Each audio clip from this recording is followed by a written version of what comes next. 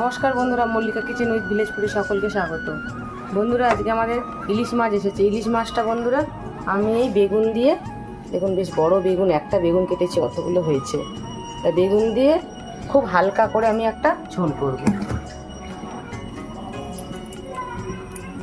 কড়াইতে সরষে জিরে আর মেথি ফোড়ন দিচ্ছি। মাঝে নুন হলুদ মাখিয়ে নিই।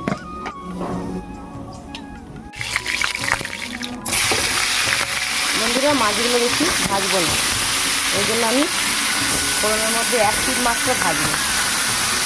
মাছটার মধ্যে তেল বেরোচ্ছে, আমি তেলটা দিলাম অল্প, কত তেল বেরোচ্ছে দেখুন। মাছটা বেশি আমি ভাজলাম না, হালকা করে ভাজলাম। এর মধ্যে হলুদ গুঁড়ো দিয়ে দিচ্ছি, ওটা লাগবে হলুদ দিয়ে দিলাম, জিরে গুঁড়ো দিয়ে দিলাম, এর মতো নুন দিয়ে দিলাম। এবার জল দিয়ে দিচ্ছি, কটা কাঁচা লঙ্কা দিচ্ছি, আর এই বেগুনগুলো এর মধ্যে দিয়ে দেবো।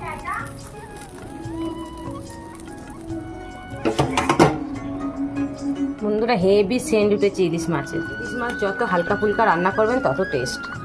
বেগুন দিয়ে দেখলাম তো, বড় একটা ইলিশ মাছ দিয়ে, ইলিশ মাছটা ভাজিনি, এক পিঠ ভেজেছি। আর এই যে ঝোলটা করেছি দারুণ, খেয়ে দেখবেন। আর আমার ভিডিও প্রথম থেকে শেষ পর্যন্ত দেখবেন, লাইক শেয়ার কমেন্ট করবেন।